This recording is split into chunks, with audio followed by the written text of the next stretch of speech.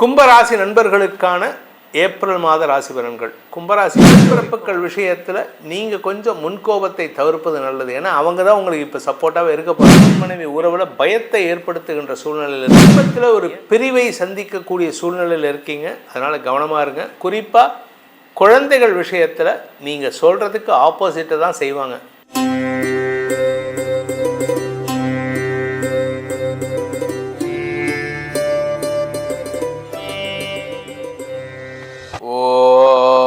ஸ்ரீ குருப்யோ நமஹ. ஹரி ஓம். ஜெய் புவனேஸ்வரி. அனைத்து ஜோதிடர் யுகம் நேயர்களுக்கும் உங்கள் வேத ஜோதிடர் பிரகாஷ் நரசிம்மனின் அன்பான வணக்கம். ஏப்ரல் மாத ராசி பலன்கள். இந்த மாதாந்திர ராசி பலன்கள் அனைத்தும் பொது பலன்கள் மட்டுமே. திருக்கணித பஞ்சாங்கம் முறைப்படி கணிக்கப்படுகின்ற இந்த பலன்கள் உங்களுக்கு சாதகமாகவோ பாதகமாகவோ நடந்திட உங்களுடைய ஜனனகால ஜாதகம் மற்றும் தசாபக்திகள் துணை நிற்க வேண்டும். இந்த ஏப்ரல் மாதத்தில் 1ஆம் தேதி அன்னைக்கு இருக்கக்கூடிய கிரக நிலவரம் அப்படின்னு பார்த்தீங்கன்னா, மேஷ ராசியில் சுக்கிரன் இருக்கார், மிதுன ராசியில் குரு பகவான் சஞ்சாரம் பண்ணுறாரு, கேது பகவான் சிம்ம ராசியில் சஞ்சாரம் பண்ணுறாரு, கும்பராசியில் புதன் செவ்வாய் ராகு சேர்க்கைக்கு குரு பார்வை இருக்குது, மீன ராசியில் சனி சூரியன் ஆகிய கிரகங்களின் இணைவு இருக்குது. பொதுவாக சனியும் செவ்வாயும் சனியும் சூரியனும் இணையக்கூடாது. எதிரிகள் இணையும் பொழுது எதிரிகளுக்குள்ள போர் மூலக்கூடிய சண்டைகள் நடக்கக்கூடிய வாய்ப்புகள் இருக்குது. லோக்கல் லெவலில் பார்த்தீங்கன்னா லோக்கலில் அடிதடி சண்டை நடக்கிறதுக்கான வாய்ப்புகள்லாம் இருக்கிறதுனால தான் இந்த சனி செவ்வாய் சனி சூரியன் சேர்க்கைங்கிறது ஒரு டெட்லி காம்பினேஷன் அப்படின்னு சொல்லுவோம். இந்த மாதத்தில் ஏற்படக்கூடிய கிரக பயிற்சிகள் அப்படின்னு பார்த்திங்கன்னா, இந்த மாத ஆரம்பத்தில் 2ஆம் தேதி அன்னைக்கு ஏப்ரல் 2ஆம் தேதி அன்னைக்கு கும்பராசியில் இருக்கக்கூடிய செவ்வாய், குருவின் பார்வையில் இருக்கக்கூடிய செவ்வாய் மீன ராசிக்கு பயிற்சியாகி அங்கே ஏற்கனவே இருக்கக்கூடிய சனி சூரியனோட இணையிறாரு. அதே மாதிரி ஏப்ரல் 10ஆம் தேதி அன்னைக்கு புதனும் கும்பராசிலிருந்து மீன ராசிக்கு பயிற்சியாகி 4 கிரக சேர்க்கை. இந்த 4 கிரக சேர்க்கை, அதாவது சனி சூரியன் செவ்வாய் புதன் ஆகிய 4 கிரகங்களின் சேர்க்கைங்கிறது உலக அளவில் வெற்றிகள், யாருக்கு வெற்றி கிடைக்கிற மாதிரியா இருக்கோ அவங்களுக்கு தோல்வி கிடைக்கும், யார் தோல்வி பயத்தில் இருக்காங்களோ அவங்களுக்கு வெற்றி கிடைக்கும். இது ஒரு இக்கட்டான சூழ்நிலை இருக்குது. அதே மாதிரி ஏப்ரல் 14ஆம் தேதி அன்னைக்கு சூரியன் மீன ராசியிலிருந்து விலகி மேஷராசிக்கு பயிற்சியாகி உச்ச பலத்தை அடைகிறார். சித்திரை பராபவ தமிழ் பராபவ வருட பிறப்பு, சித்திரை மாத பிறப்பு. அதுக்கு அடுத்தது பார்த்திங்கன்னா ஏப்ரல் 19ஆம் தேதி அன்னைக்கு சுக்கிரன் மேஷராசியிலிருந்து ரிஷப ராசிக்கு பயிற்சி ஆகிறார். தன்னுடைய சொந்த வீட்டுக்கு ஆட்சி பலத்தோடு அமரக்கூடிய வகையில் இருக்கார்.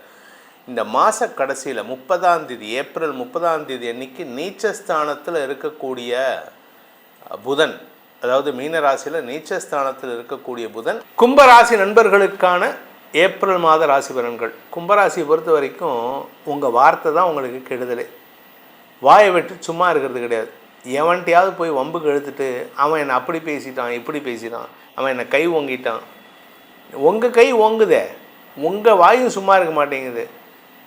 வார்த்தையை வச்சுட்டு சும்மா இல்லாமல் எதையாவது சொல்லிவிட்டு என்னோடய வாய் தான் இருக்குதுன்னு சொல்லிட்டு பேசிட்டு அதுக்கப்புறமா எதிரிகளால் அவமானப்பட்டுட்டு சங்கடப்படுறதுக்கான சூழ்நிலை.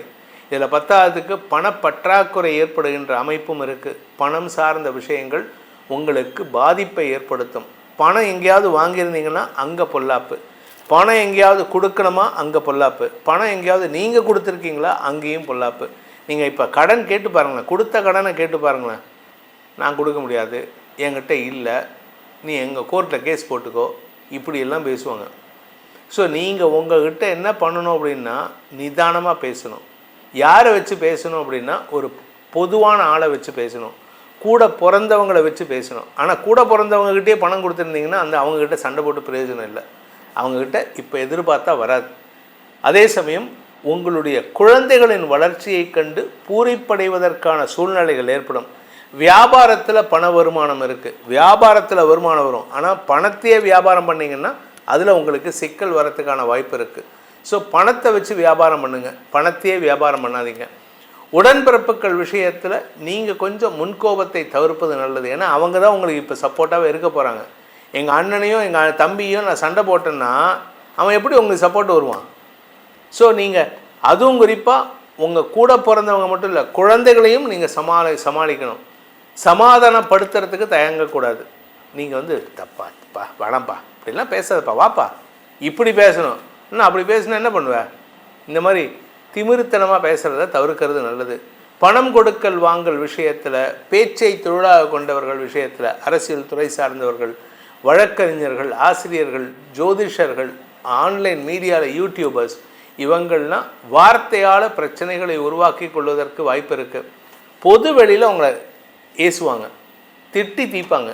நீங்கள் கரெக்டாக சொன்னால் கூட அதுக்கும் ஒரு கமெண்ட் வரும். தப்பாக சொன்னால் கேட்கவே வேணாம்.